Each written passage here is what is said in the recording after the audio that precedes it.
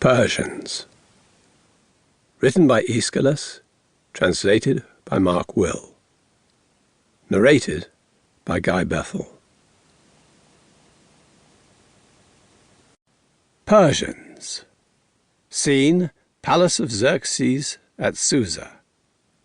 Choral Ode 1. Enter chorus of Persian elders. Of the Persians, gone to the land of Hellas, these here are called the most faithful, the guardians by seniority of the wealth and the gold-rich thrones, whom himself Lord Xerxes, king, son of Darius, elected to oversee the territories.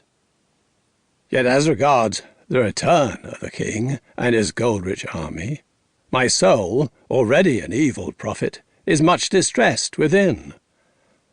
For all Asiatic-born strength has gone, yelping after the young master, and neither messenger nor horseman returns to the capital of the Persians.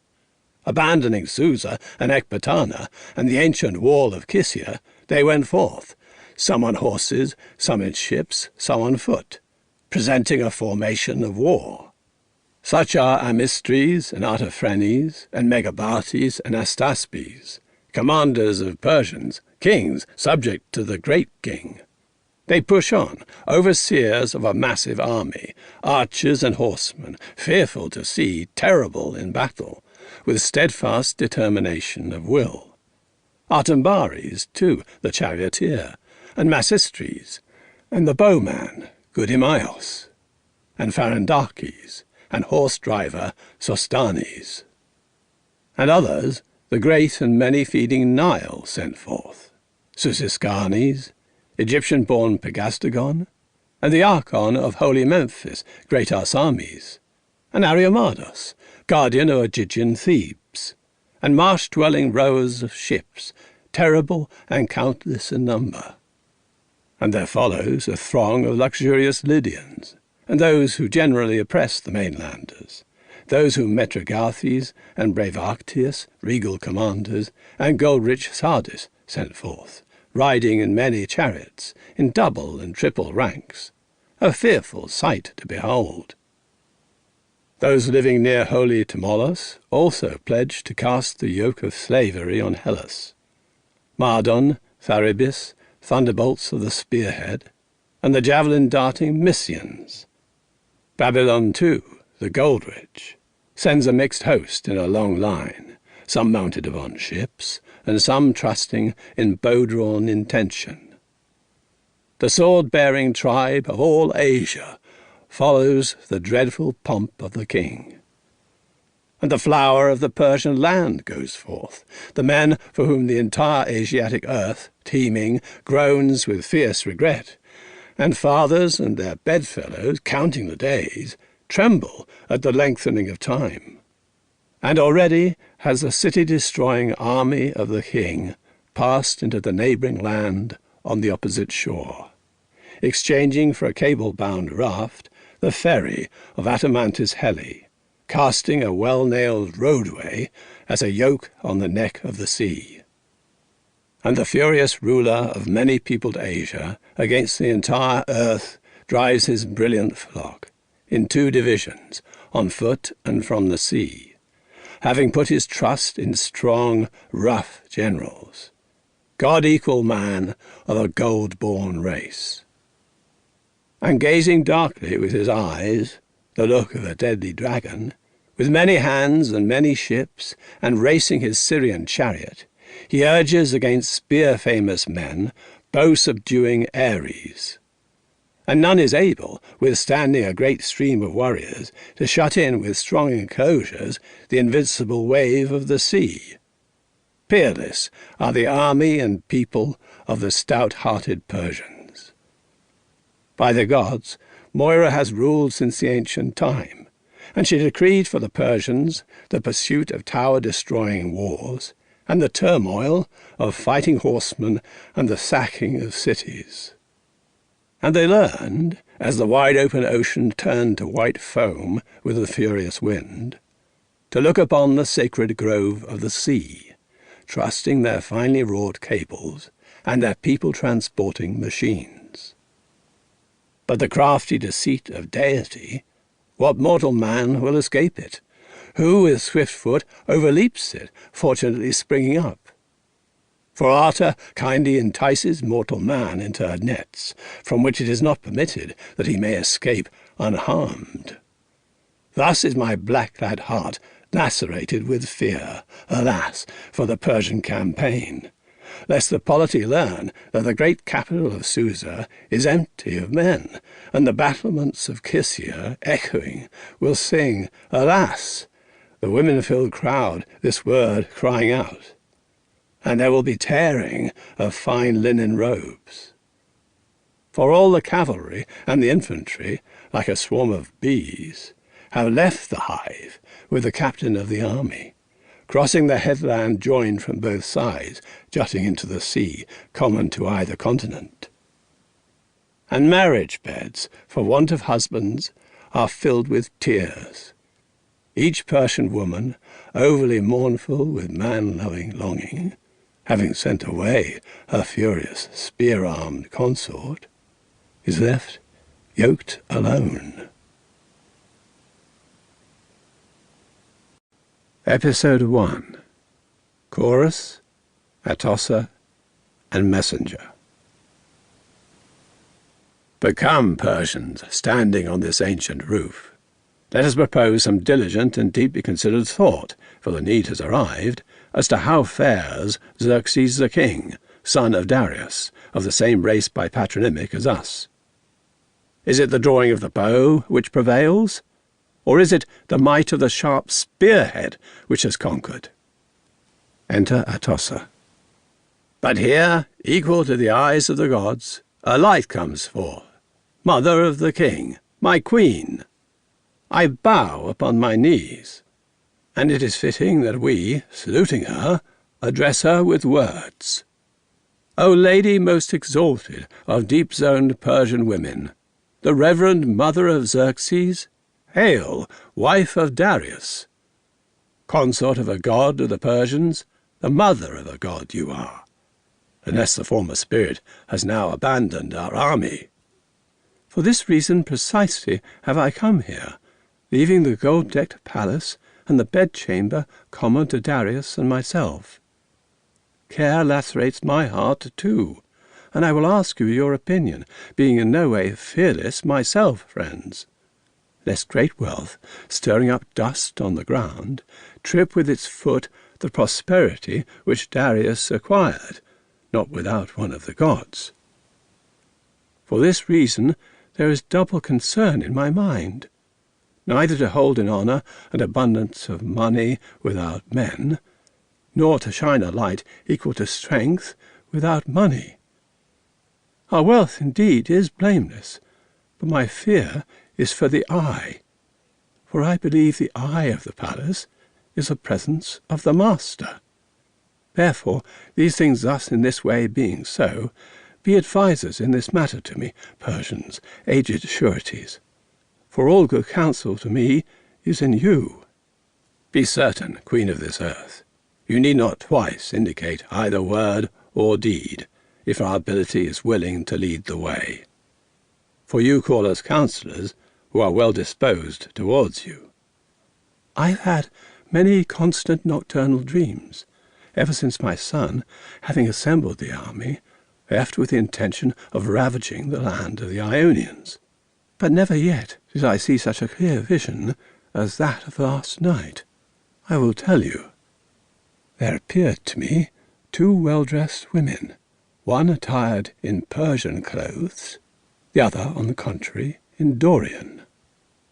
And they were much more impressive in stature than the women of now, faultless in beauty, and sisters of the same family. One, having obtained the land by lot, inhabited Hellas. The other inhabited the land of the barbarians. Then, as I thought I saw, they had a dispute with one another, and my son, learning this, was trying to calm them, and he yoked them to his chariot, and he put collars on their necks. And one was docile in this gear, and kept her mouth governable in the reins. But the other struggled, and with her hands tore to pieces the harness of the chariot, and carried it away by force without the bit, and snapped the yoke in two. And my son fell, and his father Darius stood by, pitying him. But when he saw him, Xerxes ripped the garments on his body. And I tell you exactly what I saw in the night. When I arose and washed my hands in clear-flowing water, with sacrifice I approached the altar, wanting to make burnt offering to the apotropaic spirits, whose rites are such.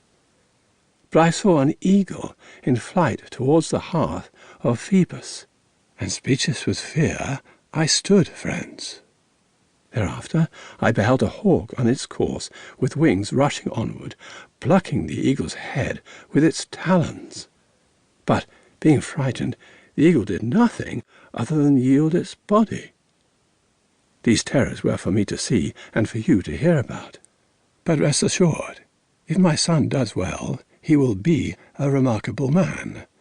And if he does badly, he will not be accountable to the state. Safe, just the same as before, he will rule over this land.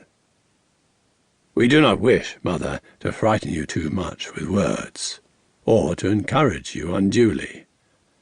But if you have seen something evil, turn to the gods and ask them to give protection, and to bring forth blessings for you and your children, and the state, and all that is dear. And then it is proper to make libations to the earth and to the dead. And kindly ask the following, that your husband Darius, whom you say you have seen at night, send good things to you and your son from below into the light of day, and that the reverse of this be held under the earth, powerless, in darkness. Consulting my heart on these matters, I kindly advise you. We judge of these portents that everything will turn out well for you. Truly, as the first judge of these dreams, you have confirmed by this speech that you are well disposed towards my son and my house. May benefits be the outcome. And all those rites, as you have suggested, we will perform for the gods and for the dear ones inside the earth, when we return to the palace. But this I would like to know, my friends. Where is Athens said to be located? Far away to the west, where Lord Helios declines. Did my son really desire to capture this city? Yes, for all of Hellas would then be subject to the king. Is there a multitude of men in their army? Yes, and this army has done many evils to the Medes. And what else besides? Have they enough wealth in their homes? They have a font of silver, a treasure chest in the earth. Is the bow-stretching arrow fit for their hands? Not at all. They prefer upright lances and shield-bearing armour. Who is their shepherd, and who lords over their army? Of no man are they called slaves or subjects. And so how could they withstand warlike invaders? As if they would destroy the vast and noble army of Darius. What you say is terrible for the parents of those gone to consider. But I think you soon will know the complete unerring truth. For this man running towards us is apparently Persian, and he brings clear news of state affairs, whether good or bad, to hear. Enter messenger. O cities of all the Asiatic earth, O Persian realm and rich harbour of wealth, at a single stroke much happiness has been destroyed. The flower of the Persians has fallen.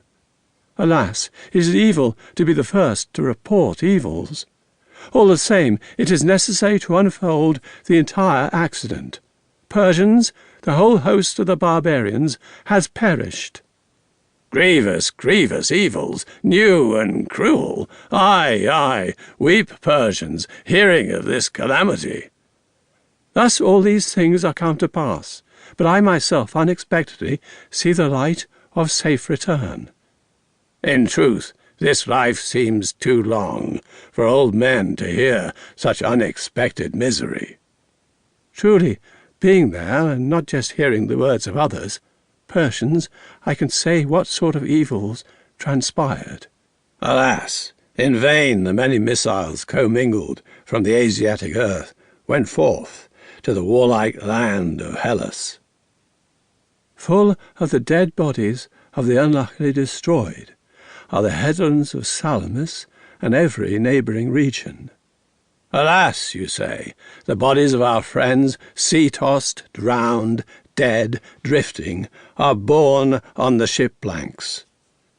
Bows availed nothing, for the entire host perished, overpowered by charging ships.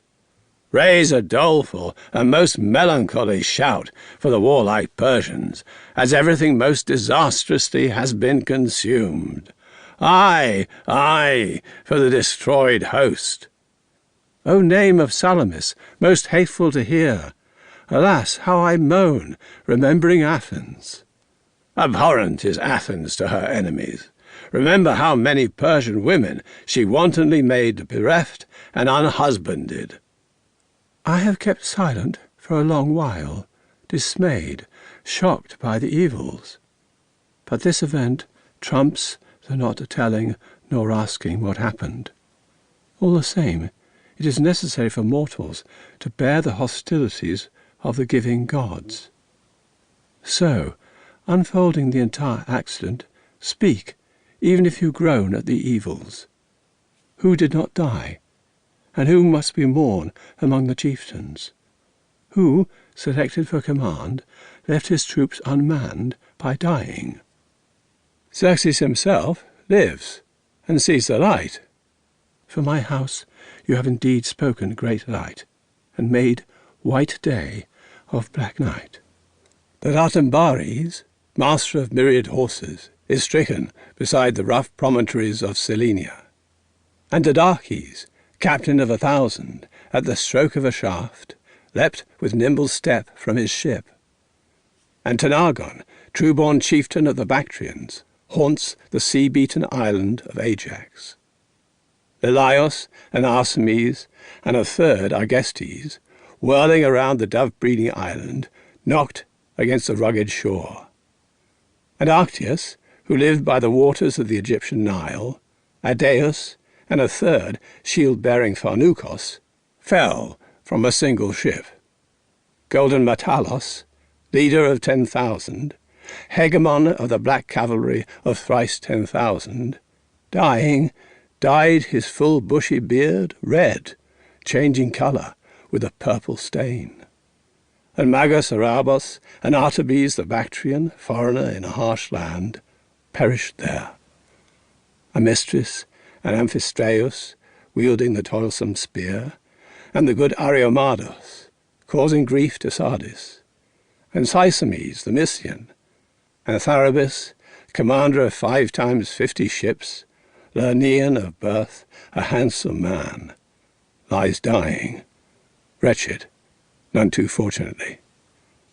Cynesis, too, first in courage, commander of the Cilicians, the one man causing our enemies the most trouble, died gloriously.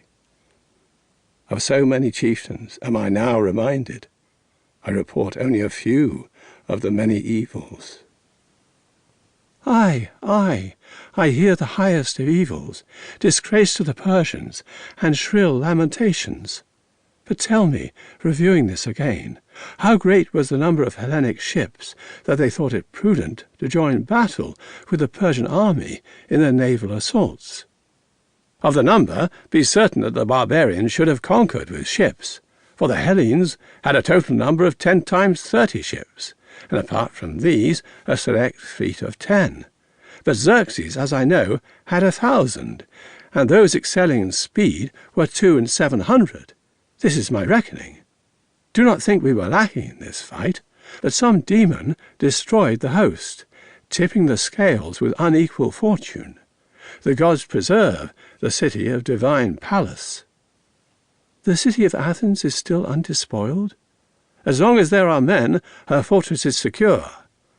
What was the beginning of the encounter of ships? Speak. Who started the battle? The Hellenes? Or my son, exulting in his plethora of ships? There came, O mistress, appearing from somewhere, an avenging spirit of pure malevolence, or an evil demon. A Hellene, coming from the Athenian host, spoke to your son Xerxes as follows, that if the darkness of black night should come, the Hellenes would not stay, but leaping on the decks of their ships, some here, some there, they would save their lives by stealthy flight. But he straightway, when he heard, not grasping the ruse of the Hellene, nor the ill will of the gods, gave this order to all his admirals.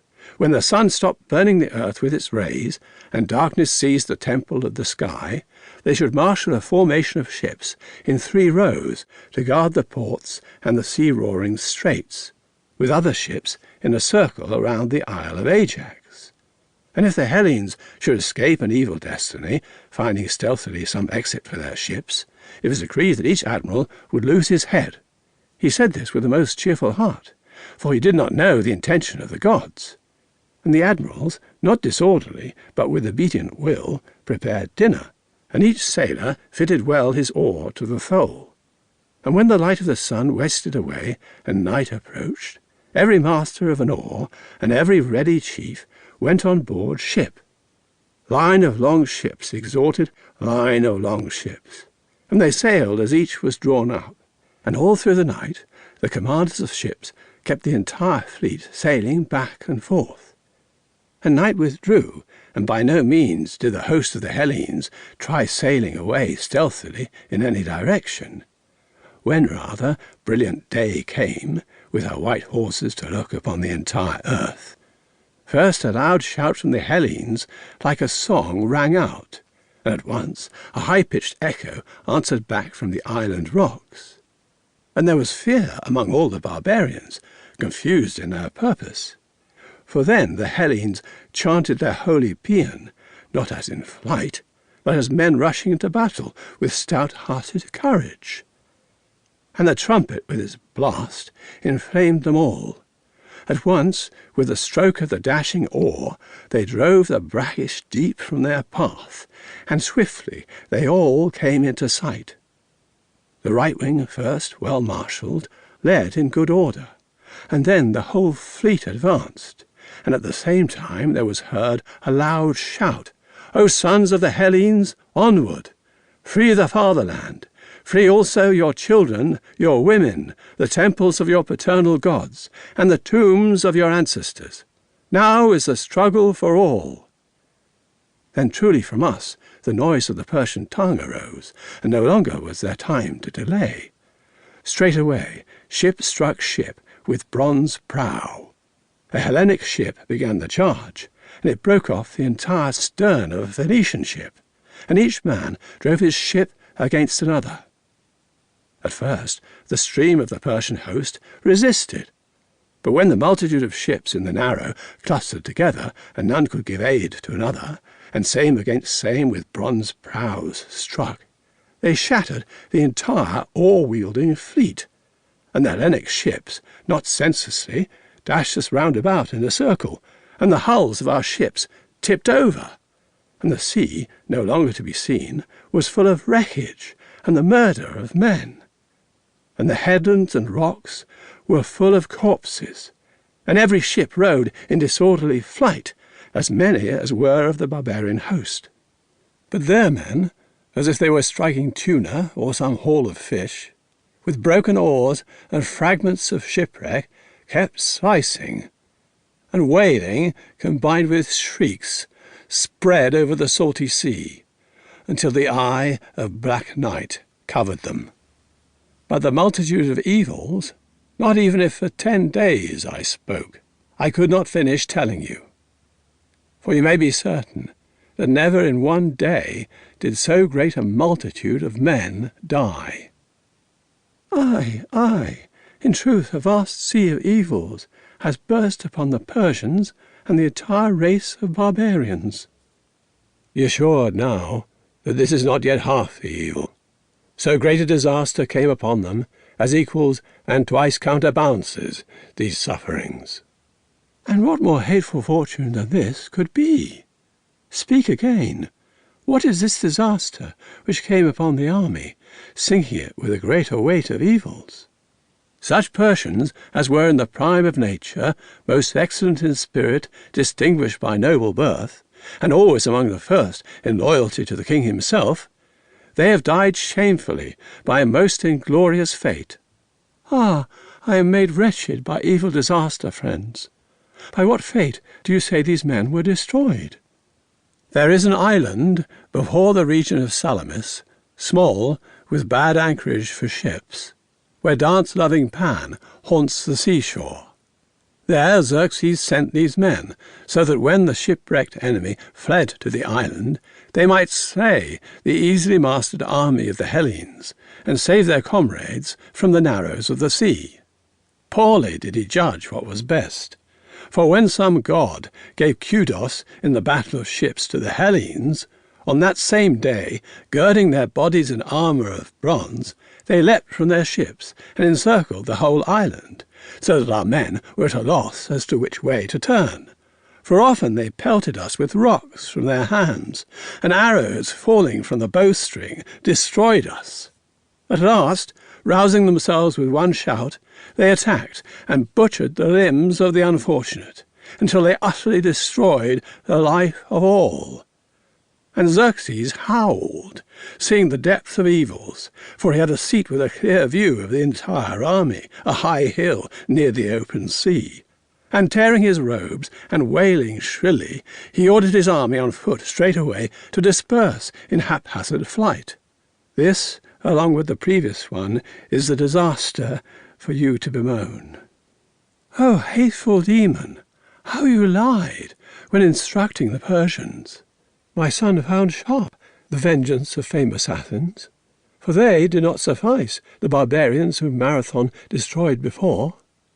Intending to make retribution for them, my son has caused so great a plethora of calamities. But tell of the ships which have escaped fate. Where did you leave them? Can you signify clearly? The commanders of the ships which had left hurriedly took flight, following the disorderly wind, and the rest of the army in the land of Boeotia perished utterly, some by a spring-filled garden afflicted with thirst, and some of us, short of breath, came through and into the land of the Phocians, and Dorian country, and the Melian Gulf, where the Spercheius waters the plain with kindly drink, and from thence the plain of the Achaean soil and the cities of the Thessalians welcomed us, sorely lacking in food. There it was that most died, from thirst and from hunger, for both were present. And we came to the Magnesian land, and to the country of the Macedonians, to the ford of Aeschylus, and the reed marsh of Bolbi, and Mount Pangaeum, Edonian territory. But on that same night some god called forth winter out of season, and froze the entire stream of holy Strymon. And one esteeming the gods not at all before, beseeched them now with prayers, bowing to earth and heaven. But when the army ceased its many god-callings, it crossed the crystallized stream at a ford, and each of us who set out before the beams of the god were scattered proved to be safe. But the bright disk of the sun, burning with its rays, dissolved the middle of the ford, heating it with flame, and men sank one after the other, and he indeed was fortunate who most quickly extinguished the breath of life. And those left over who happened to gain deliverance, driving on through to Thrace with great pain and toil, those who escaped, not many at all, arrived at the land of our hearth-altars. Thus may the city of the Persians mourn, yearning for the beloved youth of the land. These things are true, but I leave off speaking of many of the evils which a god hurled down upon the Persians. Exit Messenger. O laborious demon, with what heavy weight have you leapt with your feet upon the entire Persian race? Ah, I am suffering because of our vanquished army. O manifest vision of dreams at night, how very clearly did you reveal to me these evils! But you men very thoughtlessly interpreted them. However, since your speech decreed thus, I want first of all to pray to the gods. Then I will return, bearing sacrificial cake from my house as a gift for the earth and the dead. I understand that it is for what has already happened, but in the future something better might occur, and it is necessary for you, given these circumstances, to gather faithful counsel from the faithful. And if my son should come here before me, console him and send him to the palace, lest he add another evil to evils. Exit Atossa. Choral Ode 2.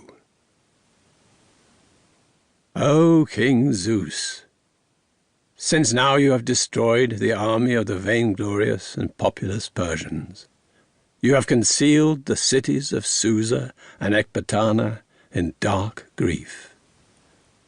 And many, rending their veils with delicate hands, moisten their bosoms with drenching tears, partaking of pain. And Persian women, wailing womanishly, longing to see their newly married husbands, forsaking the soft sheets of the wedding bed, the delight of luxurious youth, mourn with insatiable weeping. I too, much mourning, aptly extol the doom of those gone. For now the entire land of Asia, desolate, groans. Xerxes led on. Xerxes was ruined. Xerxes rashly risked everything, with flat-bottomed boats at sea. Why, when Darius was ever unharmed, Lord Archer of the citizens, dear leader of the Susans? With foot soldiers and sailors, linen-winged, dark-eyed, the ships advanced. The ships were destroyed. The ships with prows were annihilated at the hands of Ionians. And we hear the master himself barely escaped the fearful paths in the plains of Thrace. And those dying first, left by necessity around the Cyprian headlands, are swept away. Groan and mourn, cry heavy and heavenly distress. Strain the sadly wailing, clamorous, wretched voice. Torn by the whirlpool, they are mangled by the voiceless, by the children of the undefiled sea. And the deprived house mourns the man of the family, and childless fathers are demonized by distress, and old men bewailing everything perceive pain. And throughout the Asian land they no longer obey Persian laws, nor are they subject to tribute from arbitrary rule, nor falling to the earth are they filled with awe. For royal strength has come to naught. No longer is the tongue of mortal man kept under guard, for the people have been set loose to speak their freedom, so that the yoke of strength is unbound. And its fields stained with blood, the sea-surrounded island of Ajax holds the remains of the Persians. Episode 2. Atossa and Chorus. Enter Atossa. Friends, he who has experienced misfortunes understands that whenever a wave of troubles comes upon mortal men, they are wont to fear everything. And whenever destiny flows well, they are wont to believe that destiny itself will always blow chance favourably. But in my eyes, already everything appears fearful and hostile to the gods. And in my ears shouts a din not pleasing. Such consternation of evils frightens the mind. Therefore I made this journey from the palace again, without my chariot and my former pomp, bringing to the father of my son propitiatory libations, which are soothing to the dead, and delicious white milk from a sacred cow, and the distilment of flower workers, pure honey, with the watery drops of virgin spring, and from an agrarian mother this pure elixir, the refreshment of an ancient vine, and the fragrant fruit of the yellow olive, luxuriant in its ever-living leaves, and plaited flowers, children of all bearing earth. But, O friends, chant hymns for these libations to the dead, and invoke the spirit of Darius, and I will convey to the nether gods these offerings for the earth to drink. Royal lady, revered by the Persians, you send libations to the chambers below, and we with hymns will beseech the underground guides of the deceased to be gracious. Choral Ode 3. O holy Chthonic divinities, Earth and Hermes and Lord of the dead, send forth the spirit from below into the light. For if he knows a remedy for these evils, he alone among mortals could say what it is. Do you perceive me, blessed godlike king, in barbaric obscurity proclaiming various despondent speeches? Or shall I shout out all wretched distress? From below, do you hear me? But you, earth, and the other hegemons of the Chthonic realm, urge the proud spirit to come from his abode, the Susa-born god of the Persians. Send up him, the likes of whom the Persian earth never covered. Beloved man, beloved burial mound indeed, for beloved qualities lie concealed here. Idonius, Idonius, you who send forth, release the divine Lord Darius. For he did not destroy men in foolish wars, and he was called divine counselor by the Persians. And divine counselor he was, since he guided the army well. King, ancient king, come forth, approach. Rise to the top of the burial mound, lifting the saffron-dyed slipper of your foot, displaying the ornament of your royal tiara. Come forth, blameless Father Darius. That you may hear dreadful new sorrows, master of our master, appear. For a Stygian mist has descended. Already the youth of the nation has been completely destroyed. Come forth, blameless Father Darius. Episode 3. Chorus, Darius, and Atossa. Enter Ghost of Darius. I. O much lamented by your friends in death, what sin, dynastic lord, has caused this double disaster? All the three-tiered ships of this land have perished, and our ships no more. O trusted of the most trusted, friends of my youth, old Persians, what suffering does the city suffer? The earth groans, mourns, and is wounded. Seeing my wife by my tomb, I am alarmed, and her libations I favourably accept. And you sing threnodies while standing at my grave, and wailing with psychagogic cries, you call me pitifully. But it is not easy to exit, above all because the gods beneath the earth are better at capturing than releasing. Nevertheless, since I have some influence over them, I have come. But make haste, so I am blameless with respect to time. What is this new evil weighing down on the Persians? I am ashamed to look at you, and I am ashamed to speak in your presence on account of my old dread of you. Since I have come from below, persuaded by your wailings, spare me a long and tedious story. Speaking concisely, tell and recite everything, setting aside your reverence for me. I am afraid to gratify you, and I am afraid to speak in your presence, saying things difficult to tell friends. Since an ancient fear has established itself in your mind, lawful, well-born old woman of my marriage bed, ceasing these weepings and wailings, speak to me clearly. Human calamities must befall mortals. Many evils from the sea and many from the land come to men as long as life stretches onward.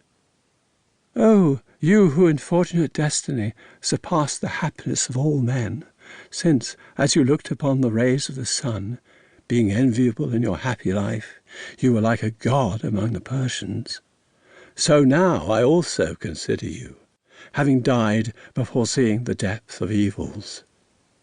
The entire tale, Darius, you will hear in a short time. Persian affairs have been utterly ruined, to be blunt. By what means? A thunderbolt of plague? Or sedition in the city? Neither. The entire army was destroyed around Athens. Which of my sons led the army there? Declare.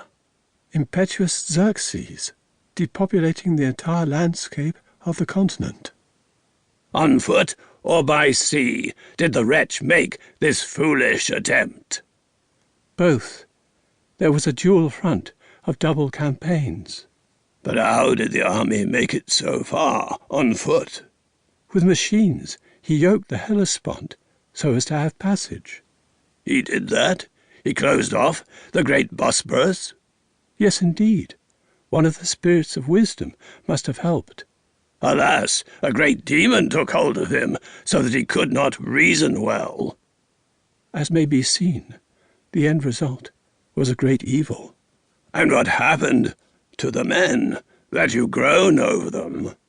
The nautical force's ruin destroyed the ground force. So the whole army perished entirely by the spear? On account of this, the entire city of Susa groans at its lack of men. Alas, for our trusted protection and the aid of our army!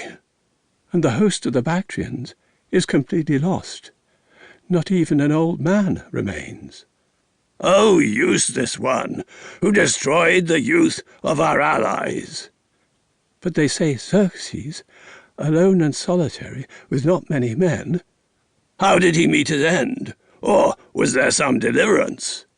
Gladly he reached the bridge, yoking the two continents. So he reached this continent safely? Is it true? Yes, a verified report confirms this, and there is no doubt. Alas, swiftly came the fulfillment of the oracles, and at my son Zeus hurled the divine conclusion. But I, for some reason, believed that the gods would accomplish these things after a long interval. And yet when someone by himself rushes headlong, a god also assists. Now it appears the source of evils has been found for all those near and dear. And my son, not understanding, did these things with youthful brashness. He hoped to restrain the holy Hellespont, the Bosporus, a divine current with fetters, as if it were a slave. And he refashioned the ford, and surrounding it with hammer-forged shackles, he made a great road for his great army. And, although a mortal, he thought, not with prudence, that he could master all the gods, even Poseidon. Was it not a disease of the mind that possessed my son? I fear lest the great treasure of my toil will fall prey to the soldiers of the victor. Impetuous Xerxes learned these things by consorting with evil men, for they say that you achieved great wealth for your children with your spear, but that he, because of his unmanliness, plays the soldier at home while doing nothing to augment paternal inheritance. Hearing such rebukes often from evil men, he planned this voyage and campaign against Hellas. So, for them, the deed is accomplished.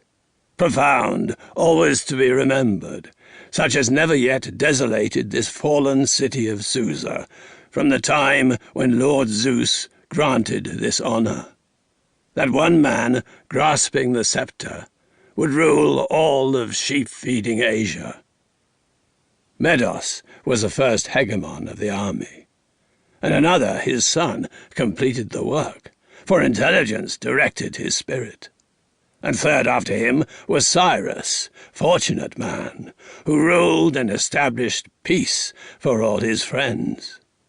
He mastered the Lydians and the Phrygians, and he subdued all of Ionia with his strength. A god did not hate him, because he was born reasonable. Fourth, the son of Cyrus commanded the army. Mardos ruled fifth, a disgrace to the fatherland and to the ancient thrones. But him, by trickery, good Artaphernes killed in the palace, along with dear friends, for whom this was a duty. And sixth was Meraphis, and seventh, Artaphernes. And I, too, obtained the lot I desired, and I marched many times with a massive army. But so great a disaster never befell the city.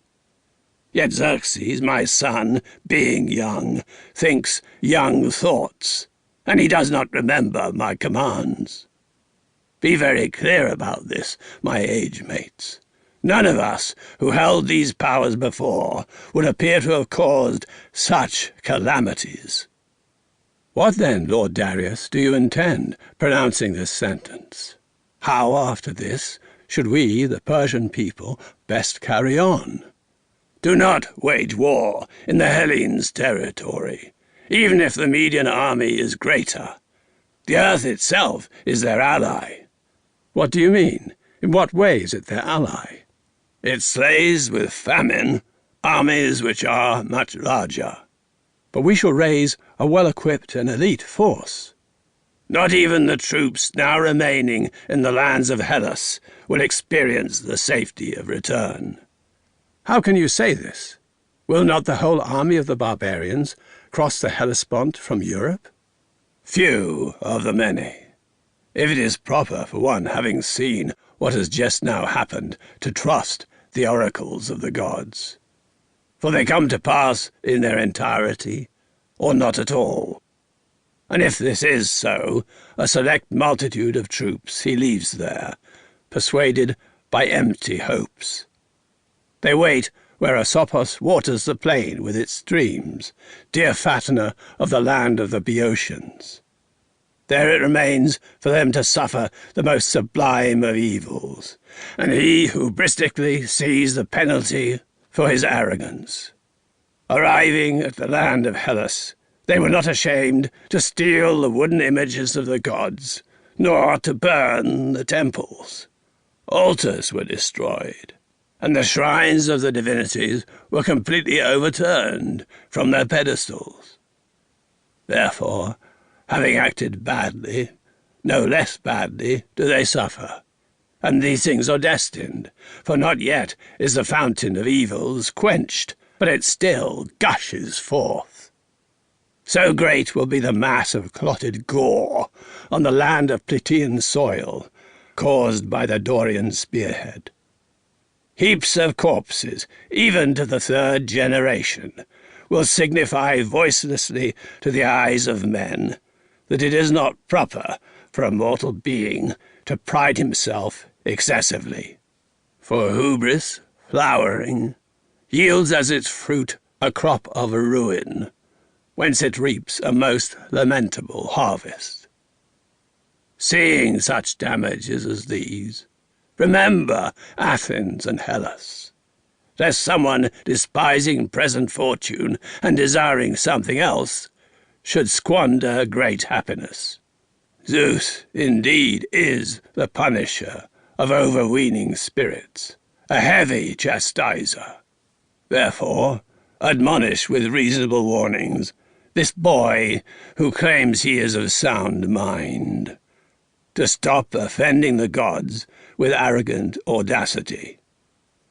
And you, O beloved old mother of Xerxes, going to the palace and taking whatever clothing is suitable. Meet your son. Because of the pain of his misfortunes, the tatters of his embroidered garments are completely torn to shreds. Soothe him cheerfully with words, for only by hearing you, as I know, will he bear up. And I will depart below, under the darkness of the earth. But you, old ambassadors, rejoice, and even in evil times may your souls delight every day, for wealth does not profit the dead at all. Exit Ghost of Darius. Truly, I am pained to hear the many miseries of the barbarians, both those present and those to come. O baleful spirit, how great is the pain that attacks me, and especially this disaster stings to hear of my son's garments about his body, the dishonour which surrounds him. But I will go, and taking clothes from the palace, I will try to meet my son, for I will not forsake my nearest and dearest in evil times. Exit Atossa. Choral Ode 4. Truly we enjoyed a good and noble political life, when the old, all-powerful, non-harmful, invincible king, godlike Darius, ruled the realm.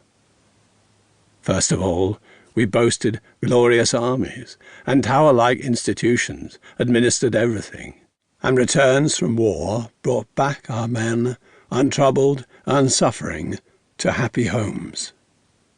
So many cities he captured, without crossing the ford of the Halys River, or even leaving the hearth, such as the Acheloan towns on the Strymonian Sea, near the Thracian settlements, and those outside the lake on dry land, surrounded by the tower, recognized him as their lord, as did Hellas around at the flat ford, and the inward Propontis, and the mouth of Pontus, and the islands below the salty headland, washed by the sea, situated near our land, such as Lesbos, and olive-planting Samos, Chios, and also Paros, Naxos, Mykonos, and Tenos, along with neighbouring Andros. And he strengthened the mid-sea islands, Lemnos, and the seat of Icarus, and Rhodes, and Cnidus, and the Cyprian cities, Paphos and Soloi, and Salamis, the metropolis now responsible for these groanings. And the wealthy and populous lands of the Hellenes in Ionian province he conquered with his will. For he had the unfailing strength of armed men and diverse allies. But now, indisputably, these things are overturned by the gods, as we suffer from wars, overpowered greatly by disasters at sea. Episode 4. Xerxes and Chorus. Enter Xerxes. Oh, wretched me, having met this loathsome, obscure fate, because a demon savage-mindedly trod upon the Persian race. What have I recklessly suffered? The strength of my limbs is dissolved, as I look upon this generation of citizens. If only the doom of death, O Zeus, had buried me along with my ruined men. Alas, king, for the noble army and the great Persian ruling honour, and the order of men whom now a demon has cut down. The earth bewails the native youth slain by Xerxes, who glutted Hades with Persians. For it happens that many warriors, the flower of the nation, masters of the bow, an altogether thick myriad of men, have perished.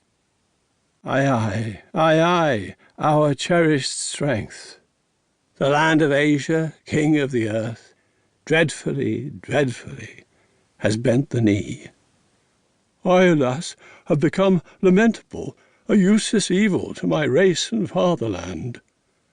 As salutation for your homecoming, I will raise the ill-sounding shout, the ill-omened cry of a Marindinian mourner, a shriek with many tears. An utterly dismal and all lamentable discordant sound, for this demon once more has turned against me. I will indeed raise the plaintive dirge, honouring your sufferings and the heavy corpses at sea, begotten of the mourning city. I will scream with tearful wailing. For the Ionians swept them away, the Ionians and their superior naval force, ravaging the gloomy sea and the ill-fated coast. Aye, howl and make inquiry of everything. Where are the rest of our friends? Where are those who stood by you, such as Pharandachis, Susus, Pelagon, Dotamas, Agdabatas, Psamis, and Susicanes, who hailed from Ecbatana? I left them for dead, fallen from a Tyrian ship on the shores of Salamis, dashed against its rugged headlands. Aye, howl! Where are Pharnukos and noble Ariomados? Where are Lord Thualkes and Lilias, born of a noble father, and Memphis, Tharibis, and Masistras, and Artembares, and Hystygmas?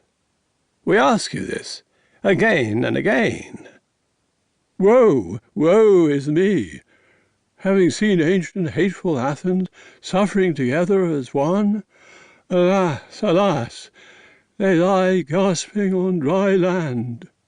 And your trusty eye of the Persians, he who counts the myriads, Alpistos, son of Patanokos, and the son of Sesames, Megabates' son, Parthos, and great Oibares, did you really abandon them? Woe, dreadful! You speak of evils beyond evils for the illustrious Persians. Woe, indeed! You remind me of my excellent comrades. You arouse unforgettable, abhorrent evils with your speech.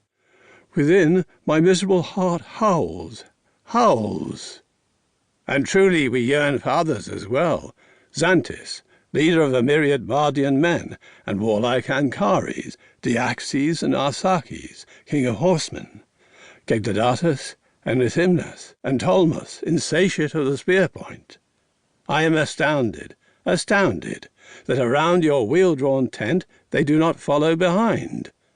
Gone are those who were leaders of the army. Gone, alas, and nameless. Alas, woe! Woe! Demons have ordained unexpected evil, conspicuous, like the glance of Ata. We have been stricken by such chance as will exist through eons. We have been stricken, it is abundantly clear, by new misery. Having encountered, unluckily, Ionian shipmen, war-weary indeed is the race of Persians. How true it is! Wretched, I am stricken by the loss of so great an army. What possessions of the Persians have not been greatly destroyed? Do you see this remnant of my stole? I see. And this quiver. What is this you say has been saved? A treasury of arrows. Few remain from so many. We have been deprived of protectors. The Ionian people do not flee from the spear. They are courageous, and I have seen unexpected misery. You mean the defeated multitude in the ships? I tore my robe at the disastrous evil. Alas, and much worse than alas, for it is twice and thrice distressing, but a joy to our enemies, and our strength has been degraded. I am stripped of attendance by the maritime misfortunes of our friends. Mourn the calamity, and then return to your homes. Aye, misery. Shout now in response to me. An evil gift from the evil to the evil. Cry aloud, tuning your song to mine. Alas, Heavy is this disaster. I, too, suffer greatly from this. Lament, lament, and groan for my sake. I weep, being mournful. Shout now in response to me. It is my duty, master. Lift up your voice now with wailings. Alas, black mournful blows will be mixed therewith. Beat your breast and sing the Mysian dirge. Grief, grief, and tear for me the white hairs from your beard. Tense, tense, very mournful. And cry out sharply. I will do this too. And tear the flowing robe with your nails. Grief, grief. And pluck your hair and bewail the army. Tense, tense, very mournful. Moisten your eyes. I am drenched. Shout now in response to me. Alas, alas. Wailing, return to your homes. Woe, woe to downtrodden Persia. Woe indeed throughout the city. Woe indeed. Yes, yes. Groan, walking softly. Woe, woe to downtrodden Persia. Aye, aye, for those destroyed in the flat-bottomed triremes. I will escort you with despondent lamentations. Exeunt Xerxes and Chorus.